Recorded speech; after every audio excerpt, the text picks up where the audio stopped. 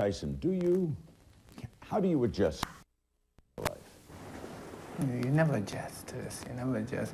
That's what it's designed to do. I believe, as I see this, prison is designed to have you adjust. Have you adjust to being an animal, because it may not seem because you're adjusted, but it's, this is a form of, if you could say, a circus or animal taming-like environment. And we say we have to adjust in order to survive, but in any kind of environment that you're in, even though if you're outside, anybody that actually obeys authority is not actually free. So is it designed then to keep you in place? More so, okay. Yeah. Do you think it's supposed to produce a citizen who comes out better than when he went in? Will it do that? Not my opinion. My opinion only that I base, it doesn't rehabilitate you, more so debilitates you. Because I find myself doing things that I never dreamed I'd be capable of doing. Like? Or saying things that I never think I'd be capable of saying. Like? Well, just basically responding to somebody in a way that's not as pleasant as it would normally be, say, outside, if you're in a more cultivated environment. Or is you treated less than a human? Yeah, we have those days. Yeah, we have those not to be human treated days. And is that at the whim of people? If you want to evaluate, since you've never been in this predicament, Never. Just say you have somebody just hold, and not to say humiliate you, just say somebody grab you and just put you on the ground and hold you there, and you can't get up when you want to get up. And that could happen at any time? Basically, yeah. So it's a 24-hour cycle. Yeah, but you have to understand that. Do you do any writing? Sure. Sometimes you could be in your room writing, you want peace, and someone can come, an absolute stranger, a new guy could come in, open your door and start checking through your things as you're writing, and going under your blanket checking for something we call shakedown. What are they looking for? I don't know, contraband, drugs, but worse than that, it comes to a state where you act as if they're not even near you. You just continue to write. Or you tune it out? Yeah. Wow. I never tune it out though. I always, for some reason, I just have to rebel some kind of way. I only do that to keep my state of mind. To make myself believe I'm still human. I used to have to rebel sometimes. There's repercussions from it, but I just have to. Is there any, Mike, self-blame? Is there any time you say, I caused what happened, even though I may be innocent, there's a part of me that caused me to be here? Oh, there's no doubt about it. We write our own story in life. Whatever we do, whatever good we do in life, we get good in return. Whatever ill we do, we get ill in return. There's no doubt about it. So you think you're paying for something now? Well, I think I've used bad judgment, and I had to deal with the circumstances that I don't believe was normally a fair circumstances, but regardless of the circumstances that I have to deal with. So there's no bitterness? Or is there? I'm not bitterness, but this is one time I would like to have a little revenge. I always go from this perspective. Whatever happens, and sometimes you hit me with your best shot, and we see how I handle it. But when the same thing happens to you, we must always remember never to take it personal. I never take this personal. And that's how I used to look at my life. I used to never take it personal, because eventually one day we'll grow old and we'll die, and then we won't have to worry about anyone thinks or say about us any longer. How about anger at the woman? Yeah, I'm not angry. I'm not angry at it. I just despise the actions. But not angry, or you don't want to see her harmed? No, not at all. It wouldn't bring me any benefit to see her harmed or hurt, but it just... Let me see, if I were to put in this frame, I would say, I admire the act of treachery, but I hate a traitor. And it's just the fact that, for someone to take someone's life, you really never know until you actually spent the amount of time in prison. This is only 2 years for me. And you realize there are vicious people. We use the word vicious like a vicious person, but vicious is very attack maliciously. And it's just to obliviate someone's life and their family's life. The thought outside would be that Mike Tyson, even in here, is king of the hill. He's former heavyweight champ. The correctional office must respect him. The warden must, respect athletic ability. There must be a sense of admiration here. Well, because I'm Mike Tyson, former heavyweight champion, that gives them more reason to despise me. You must understand, we're not in New York City where I roamed, in Los Angeles or Paris prisons where I used to roam the streets buying everyone champagne and going in the clubs and living a gay life. I'm just saying we're in a very lethargic type of atmosphere where there's a great deal of people that are confused because they don't understand, they've never been around someone like me. They never hardly experienced being around minorities in general.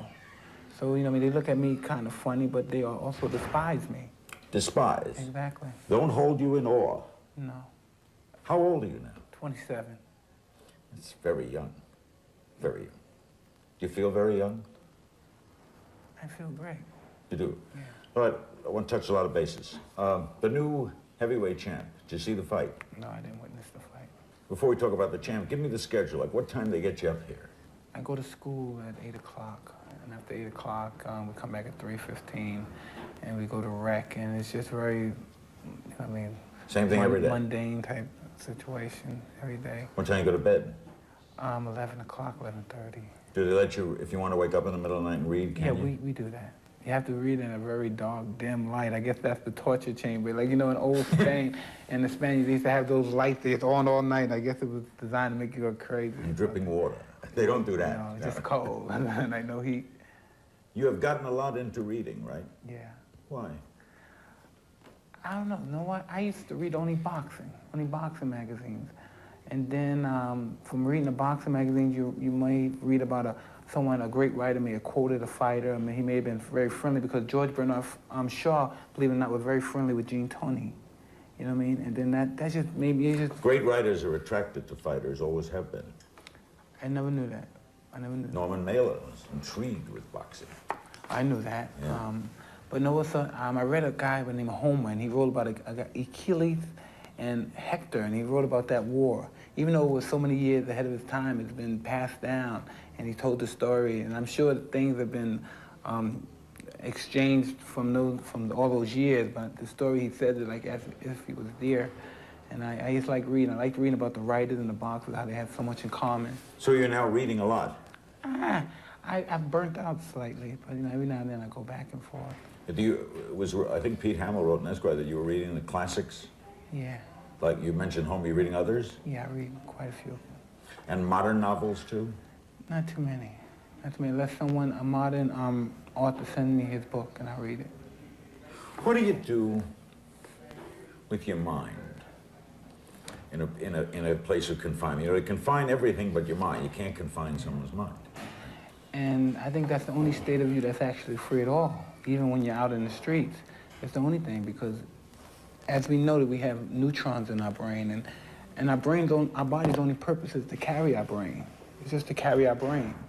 And from that perspective only, that I believe that we live. It's for our brain to absorb knowledge. Because there's really no wise men in this world. Because as you know, knowledge is just everlasting. The only wise man is God. So I believe we have to look for God within ourselves and just use common sense. Have you found a new faith out of this? Meaning what? Did you change faiths? Did you change your opinion of faith? No, I just always had a great deal of belief. I was very confused with God because I was in a world where everything was material to me. So if I didn't see God, I couldn't believe. How could I actually believe God? I was almost in the same mentality as the drug dealer. His God was money. His God was what he believed in, the bullet, a gun. Not that I believed in killing or shooting, but I believed more like finance and what the finance could bring you. But then again, you have to just use something that's very simple. Like you look at an eagle, he could be 300 feet in the air, and they can see a field mouse. And we can't see a field mouse if he's 10 feet away from us. So if he could see a field mouse from up there, our eyes are not properly programmed for us to see God. Maybe God is not meant for us to see, but he's there. We'll be right back with Mike Tyson after this. We left the subject of religion during the break and started to talk about Joe Louis being buried in Arlington Cemetery, and you were a great admirer of Joe Louis. Exactly. His son wrote a book about it. And then you mentioned some fighter who's brave you'd like to visit. Yeah, for instance, there was a fighter by the name of Jack Blackburn. He was Joe Louis' trainer. And he was a great fighter also. He never won the title, and the reason why is because another fighter at that time was named Joe Gans that was just magnificent, and no one could touch him. He was impossible to beat. All right, so you have faith in a God, right? Allah, yes. Allah. So now you were raised Catholic. That's been a switch, hasn't it? Yes. How did that happen? Did it happen here? Yeah, you know what? Let's go back to Catholic. I was raised Catholic, basically in my home in Brooklyn. But at that particular time, I was running the streets. Religion never had no impact on me. Then I met Don King. Then he basically put me in this situation, a state of religion. He thought it would be good, but I wasn't. I was champ of the world. I was in another state. You didn't need that, jazz. I didn't need that stuff, and plus I didn't understand it. So being in here put me in a confinement, put me in a situation to understand Islam, to become a Muslim, and probably becoming a Muslim, and to know the situation of the Muslims in this world, and we're becoming extinct. And because other Muslims are allowing it to happen. But you have to understand, there's religion, but there's always a contradiction in religion. Where you look at one set of people who's supposed to be the same belief, have the same belief as another set, but we preach totally different. But who are we to say who's wrong? But who are we to doubt someone else's faith? You study this a lot then? Yes. What do you think of what's going on out there in the world with the Farrakhan's and the like? I personally, as a person, man, people differ with me. I absolutely love Farrakhan. I don't know the gentleman by the name of Khalid Muhammad, but Farrakhan as a person, I love Farrakhan. And it's very easy for a person to judge someone for what they say, but a real wise man will never have ill feelings of the speaker, but to take and heed what he says. If what he says is true, you must correct yourself. And if it's not true, you must prevent it from happening. But if he's wrong, you should correct him. If the man's wrong, then what he says has no significance. You don't carry around harsh feelings based on race, do you? No. Did you ever?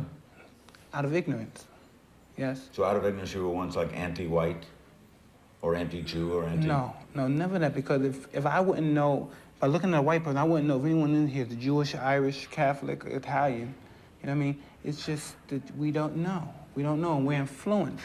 And that's why I believe that people are so much, have to differ with Mr. Farrakhan, because the minister, they're afraid that the minister can control somebody's thinking, just like some people in the media controls the thinking of people. They feel now they have to compete with somebody for the minds of these people. And he perhaps is giving them a run for their money without the sophistication that they have, using the television, using the cameras. So you think he frightens them? He makes them uneasy, yeah. I believe that. Yourself, what do you miss the most? Oh, man, you just ask me, I don't know. I never think about anything. You don't too much when you're in here. Yeah. Think about women? I had a problem with that one time. When I first came here, I was a little afraid. I used to be very much, oh, what's happening here on the phone? And you're very uncomfortable in that whole situation. And if whatever happens, happens. Listen, they're out there. They're not mad, so why should I be mad? If they're not mad, I'm not mad. They have to live their life. You miss bonding. Huh? Do you miss other people, touching, holding? You know, Things people miss. Every time I was in that situation where I would bond with somebody, I had no other significance but to bond. And after that, it was emptiness. So what is the purpose of really thinking about it? Because it would be the same as being in prison if there's no actual feelings there. Because then again, we go on the subject, really we don't know. What is love? Who knows what is love? You know what I mean? I'm not in a position to say what is love. But you've experienced love, attention. You've had that wonderful lady that helped raise you, right? Yeah, but we were talking about love from a different perspective. Okay. You said women, right, you didn't say family. Love. You can miss romantic love. Maybe, but what is love? Love is like a game. Love is competition. It's competition. Most people who's gorgeous, a guy or a woman maybe, love comes to them all the time because they attract love. But they never fought for love. Then what are they prepared to do for love? You know what I mean? Love is at a situation where you must be prepared to do something, because if you have something lovely, somebody's going to want to challenge you for it. And if you've never been competitive enough, the slightest struggle, you're going to give in. Obviously, you're gaining better control of your own total environment here. What about food? You miss certain foods. You miss certain... No? I'm trying to put the audience into what would it be like not to have the things they have every day. I don't know. I'm just, can I tell you something? You're in a situation, there's people out in the street that have been to prison, and perhaps a lot worse than the situation I'm in, but you become so much attached to you. You're very much attached to you. You know what I mean? It comes a time where everybody with you, I believe, there's somebody, a writer by name, he's a playwright named Tennessee Williams, said, we must distrust one another because that's the only way we could protect each other from betrayal. And I'm a great believer in that. I'm a great believer. I believe everyone that's involved in my life, one day or the other, would betray me. I believe that. I'm totally believe that. I'm just totally in all and believing it. And other people say no, no, no, but that's what I believe. If you believe that, you must be unhappy. No, I'm not unhappy. I'm just aware of my circumstances. Not unhappy on the fact that you don't have ultimate faith in other people. But Allah is the only faith, because you must understand, from someone being in prison, maybe I wasn't a student enough to learn it outside, but being in prison, I know human beings are capable of anything. That's why when a cop arrests one of his friends, he said, Bill, you got to be kidding. Bill said, well, he doesn't even call him, well, Mr. Johnson. He doesn't even call him Dave no more. It's Mr. Johnson, because he knows, he's taught that human beings are capable of doing anything because we have no control over ourselves. We don't have no simple control over our feelings or emotions. There's a hearing coming June 13th. We're going to talk about that. We'll be right back.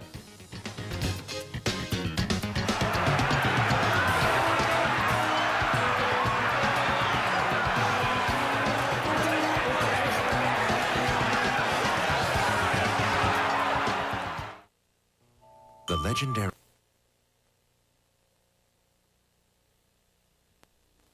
On June 13th, Alan Dershowitz, friend of mine, says we got another hearing coming for you in Indiana. They're going to hear the appeal. I think, let's try to get this right, that you're claiming that the prosecutors knew the woman who accused you was also considering suing you. Are you hopeful of this hearing? Hey, I don't hold my breath for this, okay? I don't hold my breath for this. Have you been disappointed? Huh? Did you think you'd be overturned? Listen, can I tell you something? Please. I accept the good, expect the worst, okay? When the good happens, it happens, you know what I mean? But listen, I don't expect anybody who put me in prison, if someone puts me in here, and the more polite I am to them and the kindness, the more I lay back, that's not gonna make them take their foot off their neck. That's gonna make you wanna crush them more. If you're in a fight with somebody and you hurt them, the objective of the fight is not to back off and let them recoup. The objective is to smash into oblivion. But the law says if you made a mistake, you rescind. Whose law said that?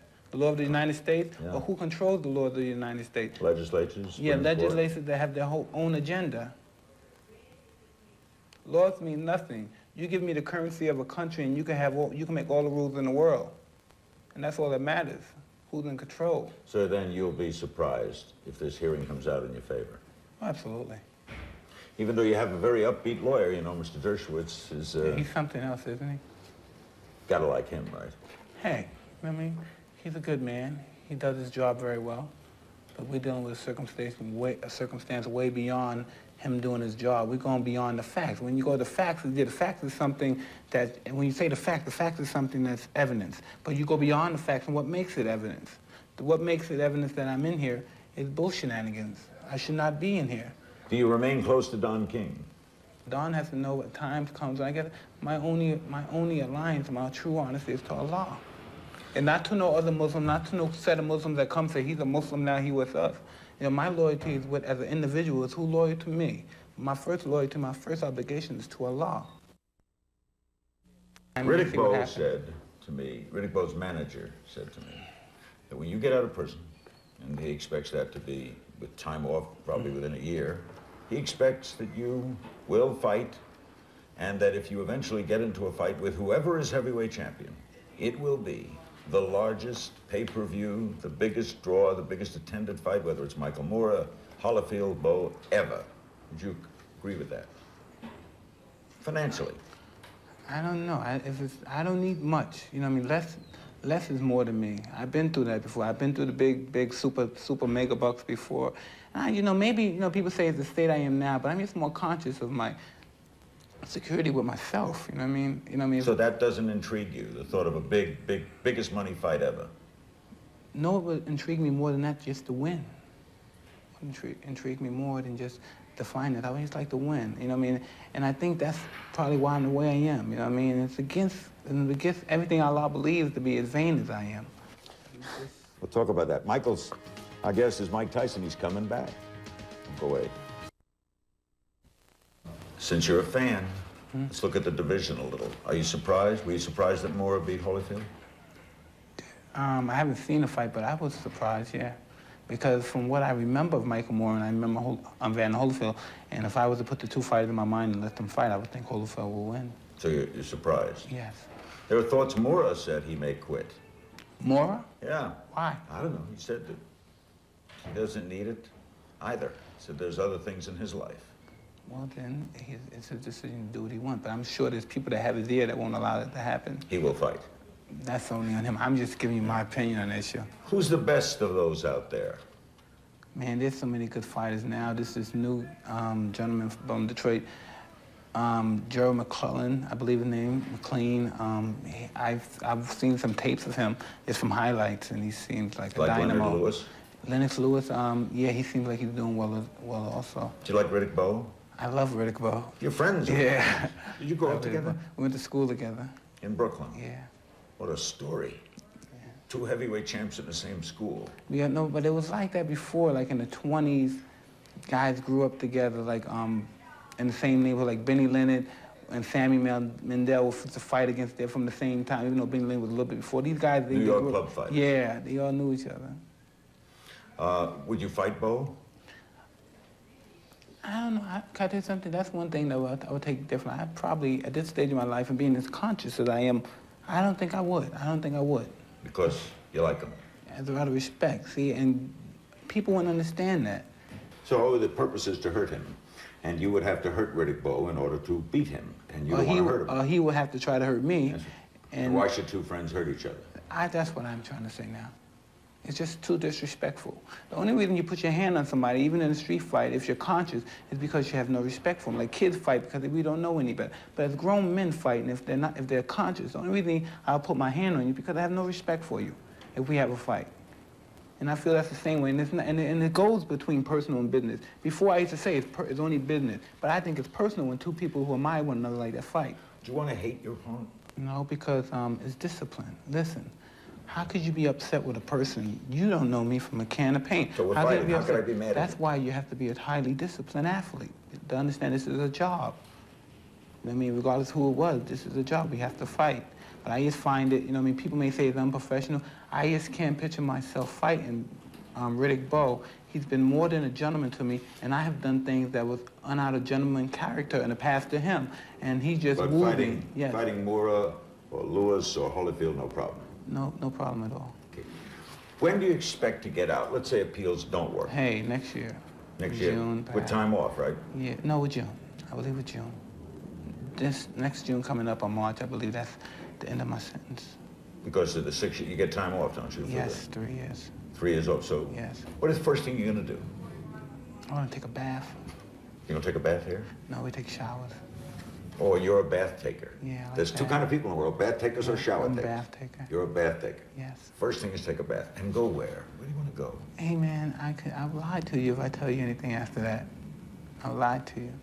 But you don't know? Yeah, because I have a totally different perception of even sex. You know what I mean? I feel sex is for somebody that accomplished, and you have to reach a pinnacle for sex. You have to work up something has to be accomplished in order. I always look at that as something as a reward. You know what I mean? I don't look at sex as just, you just have sex out of the blue. I wasn't thinking of that. But I was. I was. What place would you go to? I don't know. Where do you live, Mike? Excuse me? Where do you live? I live outskirts of Ohio. That's your home? Yeah. That's still home? Yeah. So is that where you would return? Yeah. And that will be your base of, you're not going to live in Los Angeles or New York? No, I'm not going to live there, no. Do you miss anything about that lifestyle? No, at first, coming in here, but once you're in here and you're under the circumstances that you are, you find out what that life thought about you and what the people that were involved with that life that was with you at one time thought about you. And you learn to lose, I don't know, maybe love, or you become disappointed in the lifestyle and people that were involved in that lifestyle. So you don't want to go back to it. Do you keep in touch with people all the time? Very few. Very few. You can make collect calls out of Yeah. here, right? You can't receive any calls. No, but one day somebody called me back.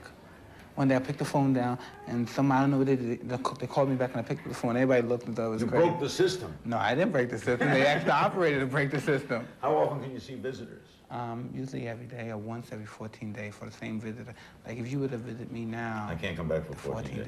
Yeah. Do you, and you have the right to refuse to see someone, right? Yeah. Do you stay in shape? Obviously, you look in shape. Do you work out? Yeah, I do basic shadow boxing, running. Because I love it, man. See, There's no boxing in here, is there? No. I love to work out. You like workout. Do you get outside much? Yeah, we run outside.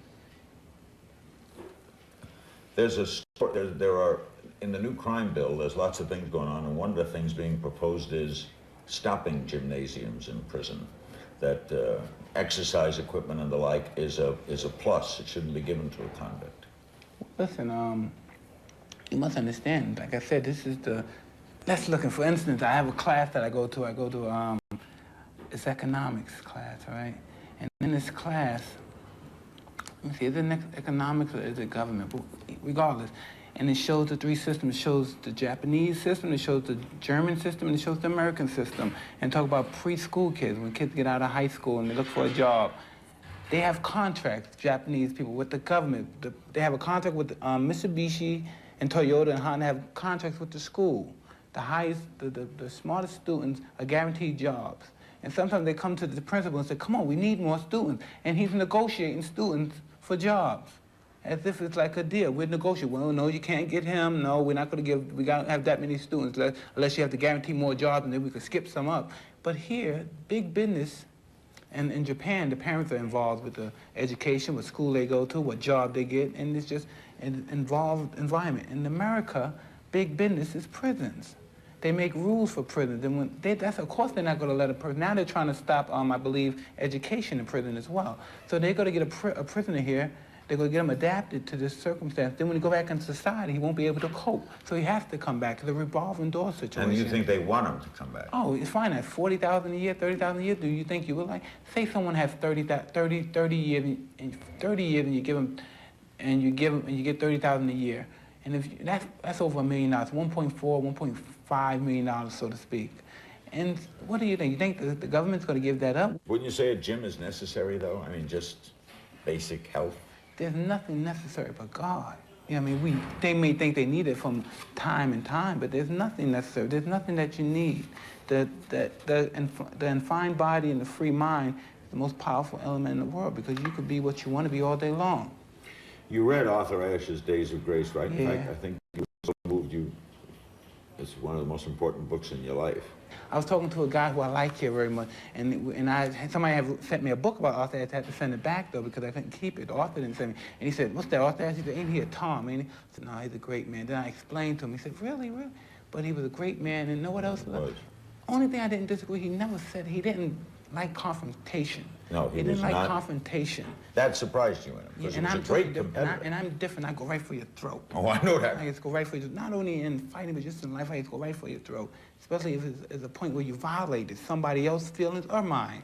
You know what I mean? And that's what I liked about him, because he cared. He was a human. You know what I mean? He's a human. He went through life with a human outlook on life. But I'll give you a human thing you must miss: cheering. Were people cheering for me? When the cheering stops. It was a great book about Woodrow Wilson when he left the presidency. You must miss that.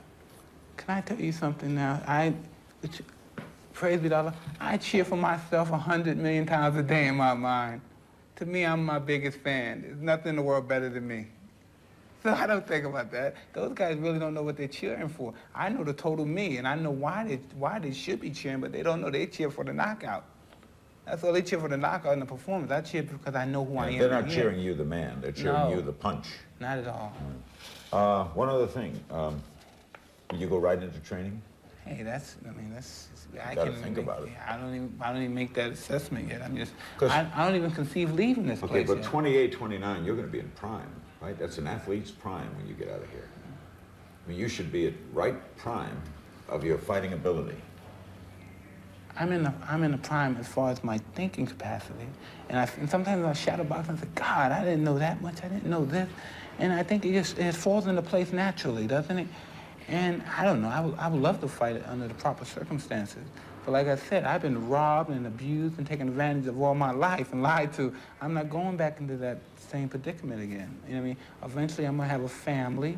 And I'm gonna have children, and I have to set an example for that. And what do you want to do when that greatest skill you have to box goes away? Well, we'll deal with that when that happens. You know what I mean? That eventually something's going to be dealt with about that. But you know what I mean? The main objective is to take care of what happens, and that's just to make sure people that I care about are loved dearly and taken care of. Thanks, Mike. Thank you, sir. Mike Tyson. We'll be right back.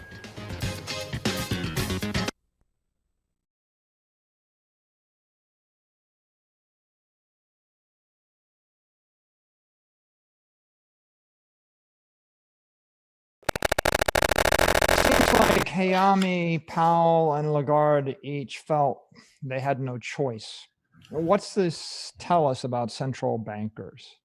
Well, I mean, I don't know. I mean, the sequence of Hayami, Powell, and Lagarde, it makes me think of the great philosopher of modernity, Mike Tyson. Oh, yeah. Yeah, he was the best at philosophy. And his most famous phrase was, everyone has a plan till they get punched in the face. I love that one. I think of it often. I think of it often too, and I've been punched plenty of times.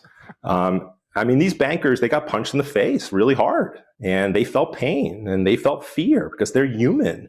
You would have, and I would have also. They got scared. They retreated.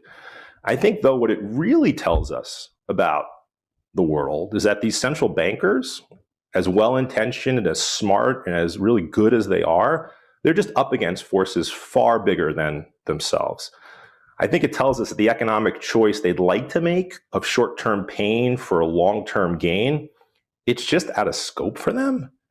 I think it tells us that their choice is short-term pain for economic catastrophe and certain political extinction. So they'll just keep printing. I mean, they're just going to keep printing. And that just makes corporate reserves, kind of the point of the conference, just riskier and riskier and more volatile. And what it really tells us, though, I think, is the system itself is the problem. The system is so over-levered, so dependent on free money that just a little huff and a little puff and the whole thing gets blown down.